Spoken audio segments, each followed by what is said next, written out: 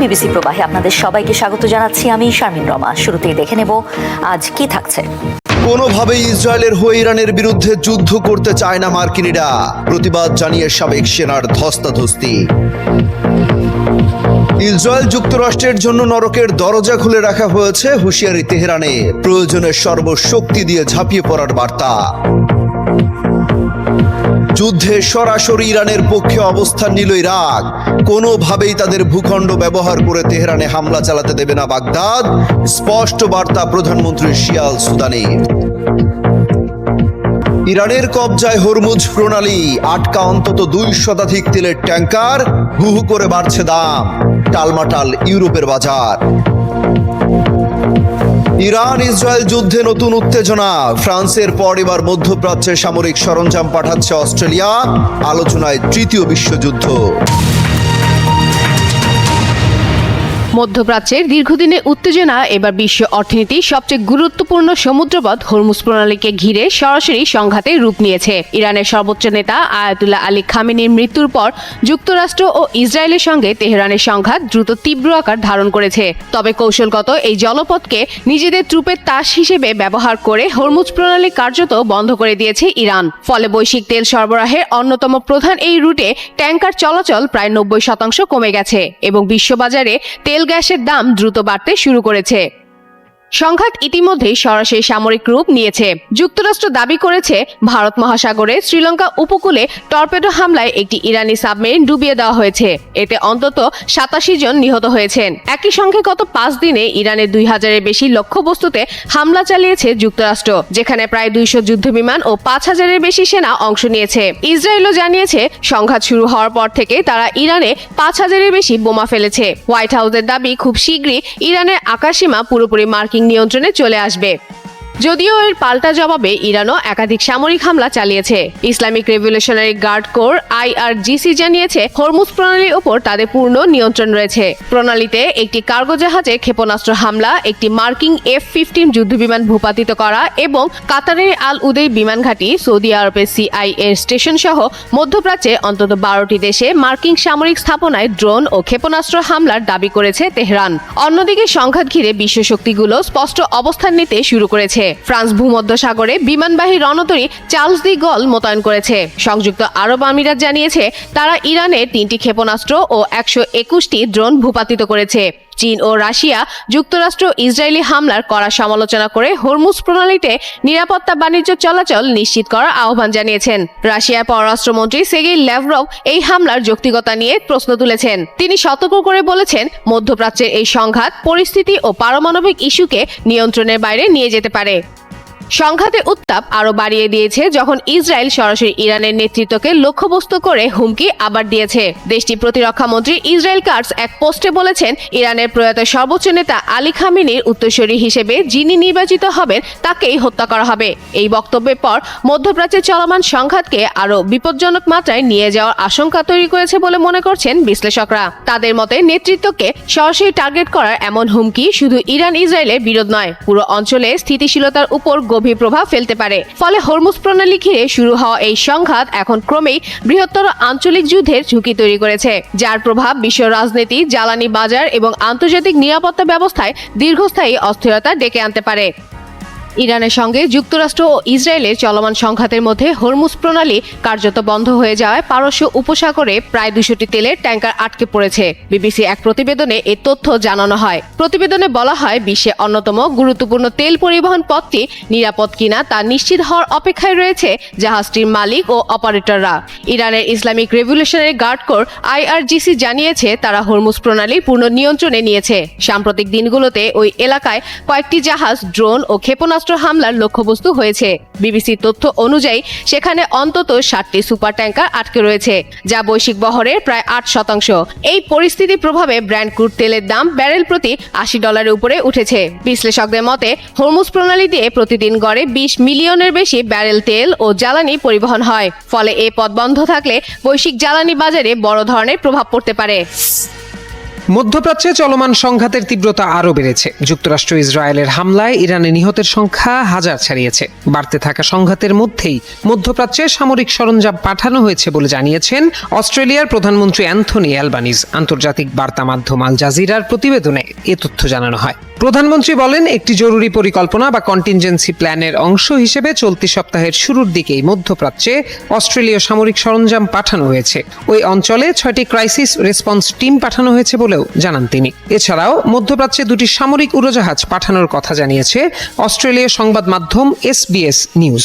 এদিকে অস্ট্রেলিয়ার প্রধানমন্ত্রী অ্যান্থনি অ্যালবানিজের সঙ্গে ক্যানবেরায় যৌথ সংবাদ সম্মেলনে বক্তব্য দেওয়ার সময় কানাডার প্রধানমন্ত্রী মার্ক কার্নি বলেছেন, যুদ্ধে অংশ নেওয়ার সম্ভাবনা সম্পূর্ণভাবে নাকচ করা যাচ্ছে না। মধ্যপ্রাচ্যে চলমান উত্তেজনাপূর্ণ পরিস্থিতির প্রেক্ষাপটে সম্প্রতি ফ্রান্সও ওই অঞ্চলে রাফায়েল যুদ্ধবিমান, অ্যান্টি এয়ার সিস্টেম এবং এয়ার রাডার মোতায়েন করেছে। ওয়াশিংটনের ক্যাপিটাল হিলে দিনভর তর্ক-বিতর্ক, উত্তেজনা ও রাজনৈতিক বাকবিতণ্ডার মধ্যেই স্পষ্ট হয়ে উঠেছে মার্কিন সিনেটের অবস্থান। মধ্যপ্রাচ্যে উত্তেজনা যখন দ্রুত বাড়ছে, তখনই প্রেসিডেন্ট ডোনাল্ড ট্রাম্পের ইরান নীতিকে ঘিরে যুক্তরাষ্ট্রের আইনসভায় তীব্র মতবিরোধ দেখা দেয়। অনেক আইন প্রণেতারা প্রশ্ন তোলেন, কংগ্রেসের অনুমোদন ছাড়া প্রেসিডেন্ট কি এভাবে যুদ্ধের সিদ্ধান্ত নিতে পারেন? কিন্তু শেষ পর্যন্ত সংখ্যাগরিষ্ঠতা যায় ট্রাম্পের পক্ষেই। বার্তা সংস্থা রয়টার্সের তথ্য অনুযায়ী স্থানীয় সময় বুধবার সিনেটে অনুষ্ঠিত এক প্রক্রিয়াগত ভোটে ট্রাম্পের পক্ষে রায় দেয় 52 জন সিনেটর, বিরোধিতা করেন 47 জন। প্রস্তাবটি তুলেছিলেন ডেমোক্র্যাট সিনেটর টিম কেইন এবং রিপাবলিকান সিনেটর র্যান্ড পল। তাদের দাবি ছিল, ইরানের বিরুদ্ধে সামরিক অভিযান শুরু করে ট্রাম্প সাংবিধানিকগত ক্ষমতার সীমা অতিক্রম করেছেন। মার্কিন সংবিধান অনুযায়ী যুদ্ধ ঘোষণার ক্ষমতা কংগ্রেসের হাতে। তবে রিপাবলিকানদের বড় অংশ প্রেসিডেন্টের পদক্ষেপকে সমর্থন করায় ইরানের বিরুদ্ধে চলমান সামরিক অভিযান সীমিত করার উদ্যোগটি কার্যত থেমে যায়। এদিকে মার্কিন প্রতিনিধি পরিষদও একই ধরনের আরেকটি প্রস্তাবের ওপর ভোট হওয়ার কথা রয়েছে, তবে সেটি পাশ হওয়ার সম্ভাবনাও খুব কম বলেও মনে করা হচ্ছে। যুক্তরাষ্ট্র এবং ইসরায়েলিদের জন্য এখন নরকের দরজা খুলে দেওয়া হয়েছে। আমাদের সেনা, বিমান ও প্রতিরক্ষা বাহিনী তাদের সব ড্রোন ধ্বংস করে দিচ্ছে। আমরা এক চুলও ছাড় দিতে রাজি নই। কোনোভাবেই ইরানিরা এই যুদ্ধে মাথা নত করবে না। অত্যাধুনিক প্রযুক্তির সব সমরাস্ত্র রয়েছে আমাদের ভাণ্ডারে। প্রয়োজনে এর সর্বোচ্চ ব্যবহার করা হবে।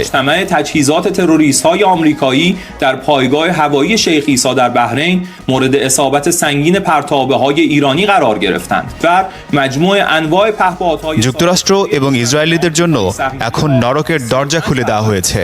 আমাদের সেনা, বিমান ও প্রতিরক্ষা বাহিনী তাদের সব ড্রোন ধ্বংস করে দিচ্ছে। আমরা এক চুলও ছাড় দিতে রাজি নই। কোনোভাবেই ইরানিরা এই যুদ্ধে মাথা নত করবে না। অত্যাধুনিক প্রযুক্তির সব সমরাস্ত্র রয়েছে আমাদের ভাণ্ডারে। প্রয়োজনে এর সর্বোচ্চ ব্যবহার করা হবে।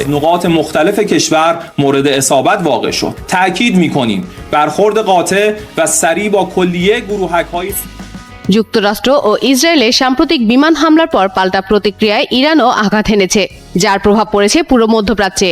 এদিকে বিভিন্ন দেশের মধ্যে উদ্বেগ ও কূটনৈতিক তৎপরতা বাড়লেও যুদ্ধের দামামা এখনো থামেনি। এই উত্তেজনাপূর্ণ পরিস্থিতির মধ্যেই নতুন করে ইরানের পক্ষে অবস্থান স্পষ্ট করেছে ইরাক। দেশটির প্রধানমন্ত্রী মোহাম্মদ সিয়া আল সুদানি বুধবার ইরানের পররাষ্ট্রমন্ত্রী আব্বাস আরাকচির সঙ্গে ফোনালাপে জানান, ইরানের বিরুদ্ধে কোনো হুমকি সৃষ্টি করতে ইরাকের ভূখণ্ড ব্যবহার করতে দেওয়া হবে না। ইরানের পররাষ্ট্র মন্ত্রণালয়ের এক বিবৃতিতে বলা হয়, আল সুদানি তেহরানের হামলার নিন্দা জানিয়ে একে আন্তর্জাতিক নিয়ম ও নৈতিকতার লঙ্ঘন বলে উল্লেখ করেন। একই সঙ্গে ইরানের সর্বোচ্চ নেতা আয়াতুল্লাহ আলী খামেনির নিহত হওয়ার শোক প্রকাশ করেন তিনি এবং যুদ্ধ বন্ধ করে সংলাপে ফেরার আহ্বান জানান। অন্যদিকে আব্বাস আরাকচি হামলার নিন্দা জানানোর জন্য ইরাক সরকার ও জনগণের প্রশংসা করেন এবং বলেন, যুক্তরাষ্ট্র ও ইসরায়েলের নীতির কারণেই অঞ্চলের অস্থিরতা তৈরি হয়েছে। পাশাপাশি সম্ভাব্য ষড়যন্ত্রের বিরুদ্ধে সতর্ক থাকতে আঞ্চলিক ও ইসলামী দেশগুলোর প্রতি আহ্বান জানান তিনি। এর আগে গত 28 ফেব্রুয়ারি যুক্তরাষ্ট্র ও ইসরায়েলের বিমান হামলায় ইরানে ব্যাপক ক্ষয়ক্ষতি হয় এবং এতে খামেনি সহ বিপ্লবী গার্ড ও সেনাবাহিনীর কয়েকজন শীর্ষ কমান্ডার নিহত হন। এরপর ইরানের পাল্টা হামলায় ইরাক সহ অন্তত 8টি দেশে উত্তেজনা ছড়িয়ে পড়ে। ইসরায়েলের যেসব মিত্র রয়েছে এবং একই সাথে যুক্তরাষ্ট্রের যেসব মিত্র রয়েছে মধ্যপ্রাচ্যের দেশগুলোকে যদি বলে থাকি, যারা ইরানকে সমর্থন দিচ্ছে না বা ইরানকে সহযোগিতা করছে না, বিশেষ করে সৌদি আরব, কাতার, কুয়েত, ওমান, সংযুক্ত আরব আমিরাত, বাহরাইন, যারা সরাসরি সহযোগিতা করছে না ইরানকে, এই সব দেশগুলোকে সমর্থন জানিয়ে কিন্তু ফ্রান্স তাদের যে বিমানবাহী রণতরী যে যুদ্ধ জাহাজ সেটি মোতায়েন করেছে মধ্যপ্রাচ্যে। একই সাথে এবার যুক্ত হয়েছে অস্ট্রেলিয়া, অর্থাৎ অস্ট্রেলিয়া তাদের সামরিক সরঞ্জাম যেগুলো আছে সেগুলো পাঠানোর ঘোষণা দিয়েছে, অর্থাৎ মধ্যপ্রাচ্যে তারা সামরিক সরঞ্জাম পাঠাবে অস্ট্রেলিয়া। অর্থাৎ দেখুন, একটা তৃতীয় বিশ্বযুদ্ধের যে শঙ্কার কথা বলা হচ্ছে, বারবার উঠে আসছে যে এই যুদ্ধ থেকে আসলে তৃতীয় বিশ্বযুদ্ধের দিকে গড়াবে কিনা, সেই শঙ্কার কথা চলে আসছে। এখনও অতদূর পর্যন্ত না গড়ালেও আন্তর্জাতিক পরিমণ্ডলে, বিশেষ করে যুক্তরাষ্ট্রের সমর্থিত যেসব দেশগুলো রয়েছে বা ইসরায়েলের সমর্থিত যেসব দেশগুলো রয়েছে, তাদের একটা কিন্তু তাদের এক ধরনের আচরণ দেখেই কিন্তু অনেকটা অনুমেয় হচ্ছে যে পরিস্থিতি আসলে কোন দিকে যাচ্ছে। ফ্রান্স কেন এই মুহূর্তে হঠাৎ করে তাদের যুদ্ধ জাহাজ নামিয়ে দিবে মধ্যপ্রাচ্যে? একই সাথে অস্ট্রেলিয়া কেন সামরিক সরঞ্জাম পাঠাবে? অর্থাৎ যুদ্ধের পরিধি যদি আরও বাড়তে থাকে, আরও বিস্তর হতে থাকে, ইরান যেভাবে হামলা চালাচ্ছে মধ্যপ্রাচ্যের মার্কিন ঘাঁটিগুলোতে, এইভাবে যদি হামলা চলতে থাকে তাহলে কিন্তু ভয়াবহ পরিণতি ভোগ করতে হতে পারে। সেই সাথে ইরানকে ঠেকানোর জন্য ইরানের যে অত্যাধুনিক যুদ্ধ বিমান রয়েছে, অত্যাধুনিক মিসাইল রয়েছে, ড্রোন রয়েছে, শাহেদ 136-এর মতো যেসব ড্রোন রয়েছে, এই ড্রোনগুলো ঠেকানোর জন্য, অর্থাৎ অত্যাধুনিক প্রযুক্তির এই সমরাস্ত্রগুলো ঠেকানোর জন্যই কিন্তু উঠে পড়ে লেগেছে মধ্যপ্রাচ্যের দেশগুলোর সাথে করে ইউরোপের দেশগুলো। অর্থাৎ যদি বলি কেন এই ইন্টারেস্টটা কোথায় তাদের, মূলত মধ্যপ্রাচ্যের যত তেল রয়েছে তারা খুবই সেটি একটা সমন্বয়ের মধ্য দিয়ে বা তাদের সাথে সম্পর্ক করার মধ্য দিয়ে কিন্তু ইউরোপের বিভিন্ন দেশ সেই তেল কিন্তু, এবং সেটি যে যাওয়ার যে পথ, যে ক্যানেল রয়েছে, সেই সুইস খাল দিয়ে কিন্তু হরমুজ প্রণালী, দর্শক দুঃখিত, হরমুজ প্রণালী, সেই হরমুজ প্রণালী কিন্তু এখন ইরানের দখলে। সেই ইরান কিন্তু বন্ধ করে দিয়েছে গোটা হরমুজ প্রণালী, অর্থাৎ শত শত তেলবাহী ট্যাঙ্কার জাহাজ কিন্তু নোঙর করা রয়েছে, সেগুলো ইউরোপের দিকে বা এশিয়া অন্যান্য দেশগুলোর দিকে কিন্তু কোনোভাবেই যাওয়ার সুযোগ পাচ্ছে না। ফলে ইউরোপের বাজারে কিন্তু হু হু করে বাড়তে শুরু করেছে তেলের দাম। এরই মধ্যেই জ্বালানি তেলের দাম কিন্তু 100 গুণ পর্যন্ত বেড়েছে, অর্থাৎ 1 টাকার জ্বালানি সেখানে 100 টাকায় বিক্রি হচ্ছে। বিষয়টা এরকম পর্যায়ে চলে গিয়েছে, অর্থাৎ মাথা ব্যথা শুরু হয়ে গেছে অলরেডি ইউরোপের। তারা এখন বিশেষ করে জার্মানি হুঁশিয়ারি দিচ্ছে, আমাদের মিত্র দেশগুলো যদি নিরাপদ না থাকে, আমাদের মিত্র দেশগুলো, বিশেষ করে তাদের মিত্র দেশগুলো বলতে বোঝাচ্ছে যে তারা কাতার, কুয়েত, ওমান, বাহরাইন যেসব দেশগুলো থেকে তারা তেল সরবরাহ করে থাকে, অর্থাৎ তাদের স্বার্থে আঘাত হানলে ইরানে যে কোনো মুহূর্তে তারা হামলা চালিয়ে বসতে পারে, এমন শঙ্কার কথাও কিন্তু বলা হচ্ছে। দর্শক, আরেকটা তথ্য জানিয়ে রাখি, আমেরিকানরা, অর্থাৎ আমেরিকার সাধারণ যে নাগরিক রয়েছে, তারা কিন্তু কোনোভাবেই এই যুদ্ধকে সমর্থন করছে না। তারা এরই মধ্যে বলছে যে আমরা এই যুদ্ধে যেতে চাই না, যুদ্ধে সমর্থন করতে চাই না, যুদ্ধ চাই না, কোনো মার্কিন সৈন্য হতাহত হোক, সেই তথ্য কিন্তু তারা বলছে, কোনো মার্কিন সেনা হতাহত হোক সেটা আমরা চাই না। ইসরায়েলের জন্য কেন আমরা আসলে চলতে যাব, এমন কথাও কিন্তু তারা বলছে। পরিস্থিতি কিন্তু ঘন্টায় ঘন্টায় খারাপের দিকে যাচ্ছে। এখন পর্যন্ত বিভিন্ন দেশে একযোগে হামলা চালিয়ে যাচ্ছে ইরান টানা হামলা চালিয়ে যাচ্ছে। একই সাথে ইরাক কিন্তু প্রকাশ্যে সমর্থন দিয়েছে, অর্থাৎ সরাসরি ইরানের সমর্থন দিয়েছে। তারা বলছে কোনোভাবেই কিন্তু ইরাকের যে ভূখণ্ড রয়েছে, মাটি রয়েছে, সেটি ব্যবহার করে কোনোভাবেই হামলা চালাতে দেবে না।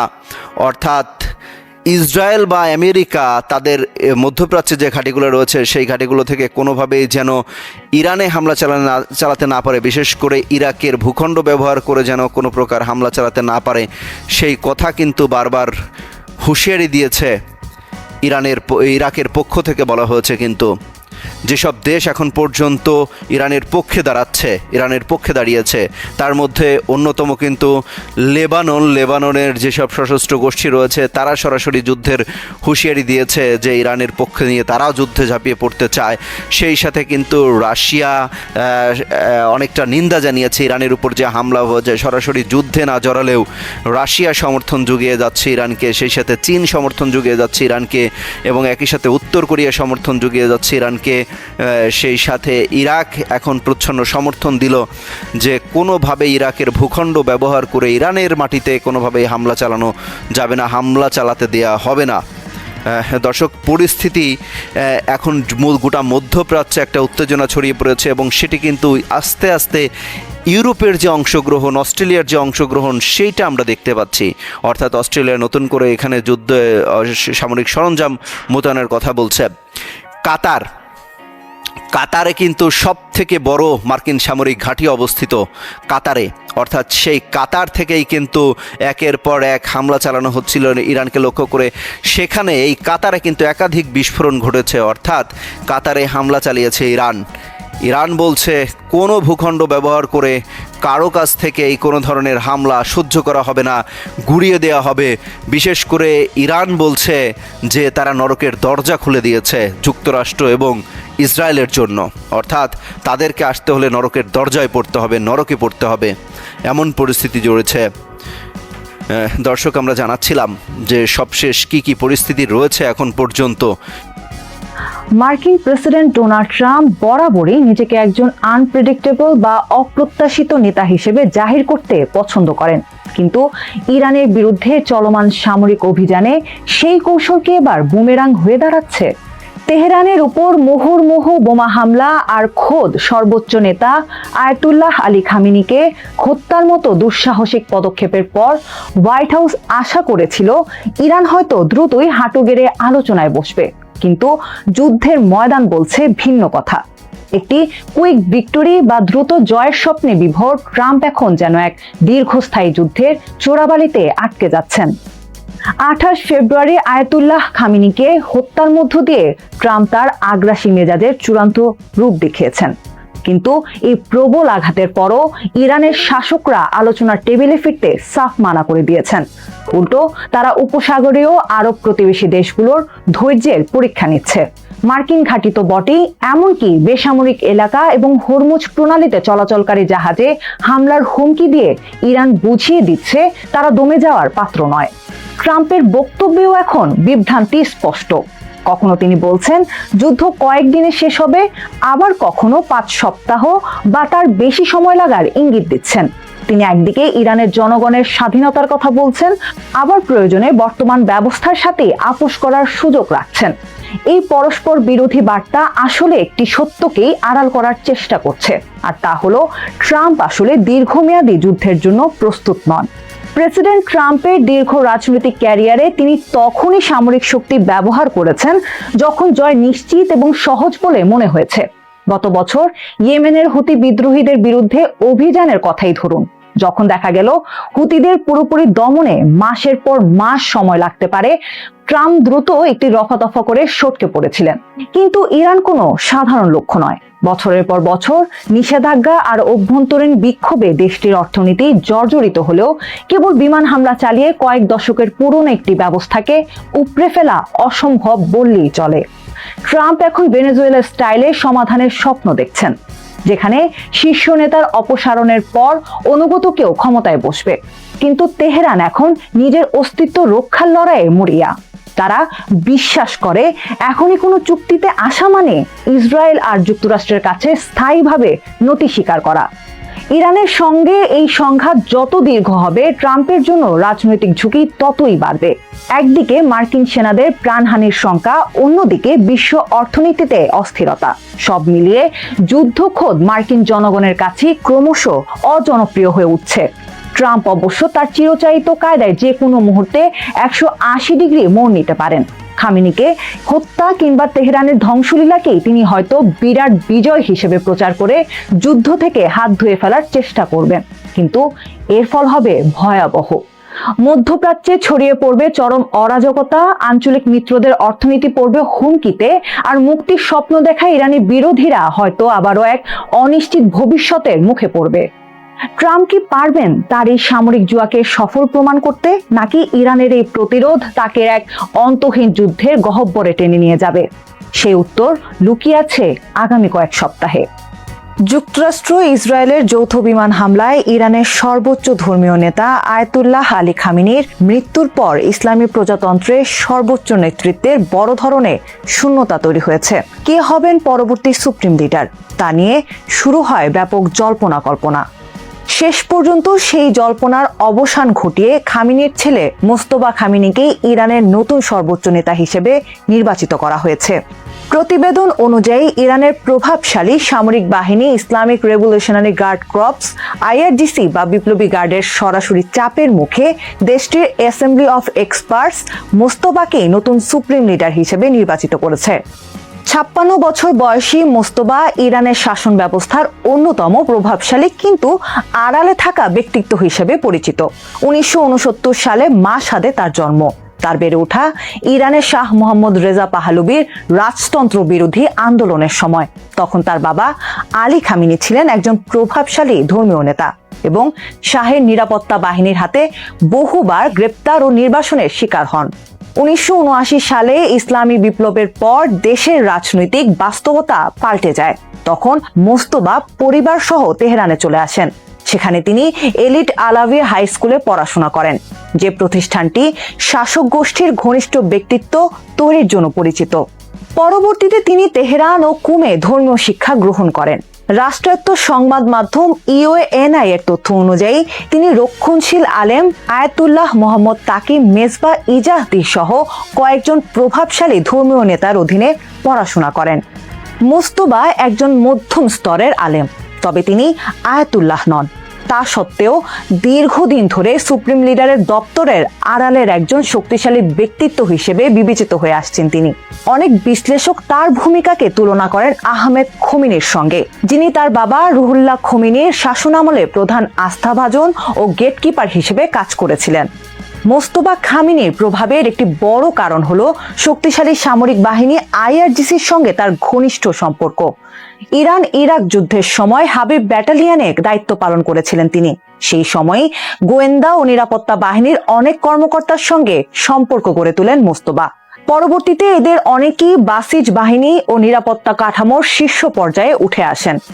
গত কয়েক বছরের রাজনৈতিক প্রতিদ্বন্দ্বী এবং বিদেশি সরকারগুলো মোস্তফার বিরুদ্ধে নির্বাচন প্রক্রিয়ায় প্রভাব খাটানো এবং নিরাপত্তা বাহিনীর মাধ্যমে দমনপীড়নের অভিযোগ তুলেছে। 2019 সালের যুক্তরাষ্ট্র তার বিরুদ্ধে নিষেধাজ্ঞা আরোপ করে। তখন মার্কিন ট্রেজারি জানায় আলী খামিনি তার কিছু ক্ষমতা ছেলের কাছে অর্পণ করেছিল। নির্বাচিত কোনো পদে না থাকলেও মোস্তফা অনেক ক্ষেত্রে তার বাবার আনুষ্ঠানিক প্রতিনিধি হিসেবে কাজ করতেন। মোস্তফা সুপ্রিম লিডার হওয়া সহজ ছিল না, কারণ ইরানের সংবিধান অনুযায়ী সর্বোচ্চ নেতা হতে একজনকে উচ্চ পদস্থ ধর্মীয় আলেম হতে হবে ও স্বীকৃত ধর্মীয় কৃতিত্ব এবং রাজনৈতিক সক্ষমতা থাকতে হবে। কিন্তু মোস্তফা এখনো আয়াতুল্লাহ নন। তাছাড়া যে রাষ্ট্রটি রাজতন্ত্র উৎখাত করে প্রতিষ্ঠিত হয়েছিল, সেখানে বাবা থেকে ছেলের হাতে ক্ষমতায় যাওয়া অত্যন্ত সংবেদনশীল বিষয়। তবুও অনেক বিশ্লেষক মনে করেন আইআরজিসি ও নিরাপত্তা প্রতিষ্ঠানের ভেতর তার শক্ত অবস্থানই শেষ পর্যন্ত প্রার্থিতাকে শক্তিশালী করেছে। প্রভাবশালী গোষ্ঠীগুলো তার পক্ষে একত্রিত হওয়ায় এই সিদ্ধান্ত বাস্তবায়ন সহজ হয়েছে। এমনকি সাম্প্রতিক বছরগুলোতে তার ধর্মীয় মর্যাদা বাড়াতে অনানুষ্ঠানিক প্রচারণাও চালানো হয়েছে বলে বিভিন্ন মহলে আলোচনা রয়েছে, যদিও আলেম সমাজের একটি অংশ এই বিষয়ে সতর্ক অবস্থান নিয়েছে। আলী লারিজানি ইরানের ন্যাশনাল সিকিউরিটি কাউন্সিলের সেক্রেটারি। দেশটির বড় বড় নেতাদের মধ্যে একজন শান্তশিষ্ট ব্যক্তি হিসেবেই বেশি পরিচিত। জার্মান দার্শনিক ইমানুয়েল কান্টকে নিয়ে বইও লিখেছেন এই ভদ্রলোক। পশ্চিমাদের সঙ্গে ইরানের পারমাণবিক চুক্তি নিয়ে সবচেয়ে বেশি আলোচনা করেছেন এই নেতা। ইসরায়েল ও যুক্তরাষ্ট্রের হামলায় সর্বোচ্চ নেতা আয়াতুল্লাহ আলী খামেনির মৃত্যুর পর তিনি যেন আর শান্ত নেই। লড়াকু এক সৈনিক হিসেবে আবির্ভূত হয়েছেন তিনি। খামেনির মৃত্যুর কয়েক ঘন্টা পরই রাষ্ট্রীয় টেলিভিশনে এক ভাষণে তিনি বলেন, আমেরিকা ও জায়নিস্ট রেজিম ইরানের হৃদয়ে আগুন ধরিয়েছে, এবার আমরা তাদের হৃদয়ে আগুন জ্বালাবো। জায়নিস্ট ক্রিমিনাল ও নির্লজ্জ আমেরিকানদের এবার উচিত শিক্ষা দেওয়া হবে। মার্কিন প্রেসিডেন্ট ট্রাম্প যখন বললেন ইরান আলোচনার জন্য প্রস্তুত, সেই সঙ্গে পশ্চিমা গণমাধ্যম যখন জোরে সোরে প্রচার শুরু করলো যে খামেনির মৃত্যুর পর এবার ইরান আলোচনায় বসতে রাজি হয়েছে, তখন লারিজানি এতে স্পষ্ট করে লিখলেন, যুক্তরাষ্ট্রের সঙ্গে কোনো আলোচনা হবে না। শত্রুর বুকে কাঁপন ধরাতে তার এই একটি লাইনই যথেষ্ট ছিল। তার এই পোস্টের পর ডোনাল্ড ট্রাম্প যেন তালগোল পাকিয়ে ফেলেছেন। একবার বলছেন এই যুদ্ধ শেষ হবে 4 থেকে 5 সপ্তাহে, আরেকবার বলছেন চিরকাল যুদ্ধ করার মতো রসদ আমাদের কাছে আছে। 1958 সালের 3 জুন ইরাকের নাজাফে আমলের এক ধনী পরিবারে লারিজানির জন্ম। তার বাবা মির্জা হাশেম আমলি ছিলেন একজন বিশিষ্ট ধর্মীয় পণ্ডিত। তার ভাইয়েরাও ইরানের সবচেয়ে শক্তিশালী কিছু পদে অধিষ্ঠিত ছিলেন। বংশমর্যাদার কারণে 2009 সালে টাইম ম্যাগাজিন লারিজানিকে ইরানের কেনেডি হিসেবে আখ্যায়িত করে। খামেনির মৃত্যুর পর 3 সদস্যের অস্থায়ী একটি পরিষদ চালাচ্ছে দেশটি। তবে জাতীয় নিরাপত্তা পরিষদের সেক্রেটারি হিসেবে লারিজানিও নীতি নির্ধারণে বেশ প্রভাব রাখছেন। 20 বছর বয়সে ইরানের প্রতিষ্ঠাতা রুহুল্লাহ খুমেনির ঘনিষ্ঠ মোর্তেজা মোতাহারির কন্যা ফরিদে মোতাহারিকে বিয়ে করেন লারিজানি। তার সন্তানদের পথ চলাও বেশ বৈচিত্র্যময়। তার মেয়ে ফাতেমে তেহরান বিশ্ববিদ্যালয় থেকে মেডিকেল স্নাতক এবং যুক্তরাষ্ট্রের ওহিওর ক্লিভল্যান্ড স্টেট বিশ্ববিদ্যালয় থেকে উচ্চশিক্ষা সম্পন্ন করেছেন।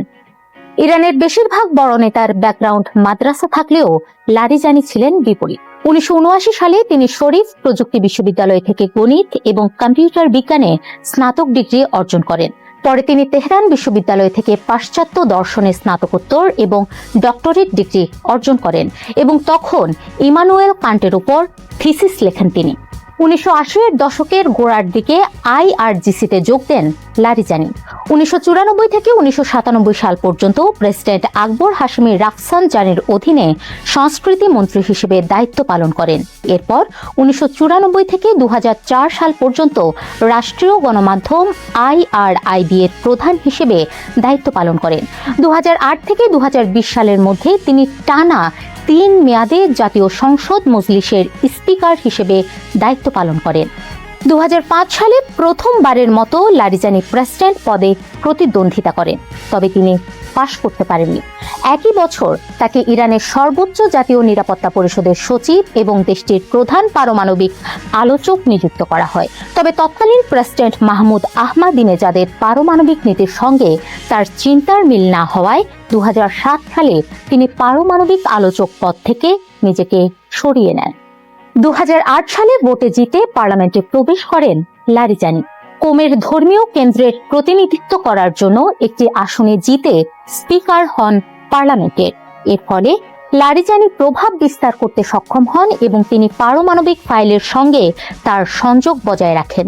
পাশাপাশি 2015 সালে ইরান এবং বিশ্ব শক্তির মধ্যে পারমাণবিক চুক্তির জন্য সংসদীয় অনুমোদন নিশ্চিত করেন, যা joint comprehensive plan of action নামে পরিচিত। 2020 সালে সংসদীয় স্পিকার এবং সংসদ সদস্য পদ ছেড়ে দেওয়ার পর লারিজানি 2021 সালের নির্বাচনে দ্বিতীয়বারের মতো প্রেসিডেন্ট পদে প্রতিদ্বন্দ্বিতা করার চেষ্টা করেছিলেন, কিন্তু গার্ডিয়ান কাউন্সিল তাকে অযোগ্য ঘোষণা করে। এর ফলে তিনি আর লড়তে পারেননি। 2024 সালের রাষ্ট্রপতি নির্বাচনে প্রতিদ্বন্দ্বিতা করার চেষ্টা করার সময় তাকে পুনরায় অযোগ্য ঘোষণা করা হয়। লারিজানিকে এমন একজন নেতা হিসেবে বিবেচনা করা হয় যিনি প্রচণ্ড যুদ্ধের মধ্যেও কূটনীতি ভুলে যান না। 2015 সালে যুক্তরাষ্ট্রের সঙ্গে পারমাণবিক চুক্তি হওয়ার পর থেকেই তিনি একজন আপোষকামী নেতা হিসেবে পরিচিত। বর্তমানে উত্তেজনা বৃদ্ধির মাত্র কয়েক সপ্তাহ আগে লারিজানি যুক্তরাষ্ট্রের সঙ্গে পরোক্ষ আলোচনায় নিযুক্ত ছিলেন। আল জাজিরার সঙ্গে এক সাক্ষাৎকারেও লারিজানি আলোচনার বিষয়ে তার দেশের অবস্থানকে ইতিবাচক বলে বর্ণনা করেছিলেন। তবে আলোচনা ও বৈঠকের মধ্যেই হঠাৎ ইরানে হামলা করে বসে ইসরায়েল ও যুক্তরাষ্ট্র। খামেনির মৃত্যুর পর লারিজানির কথা হলো, কোনো নেতাকে হত্যা করে ইরানকে টলানো যাবে না, সেই সঙ্গে খামেনিকে হত্যা করে ইসরায়েল ও যুক্তরাষ্ট্র যে ভুল করেছে তা হাড়ে হাড়ে টের পাবে তারা। এমন প্রতিশোধ নেওয়া হবে যার জন্য তাদের আফসোস করতে হবে। ইরানের সর্বোচ্চ নেতা প্রয়াত আয়াতুল্লাহ আলী খামেনিকে হত্যার আগে 2020 সালে দেশটির কুদস ফোর্সের প্রধান কাসেম সোলেইমানি, 2024 সালে হামাস নেতা ইসমাইল হানিয়া এবং আইআরজিসির বহু নেতাকে বিমান ও ড্রোন হামলায় হত্যা করেছে ইসরায়েল।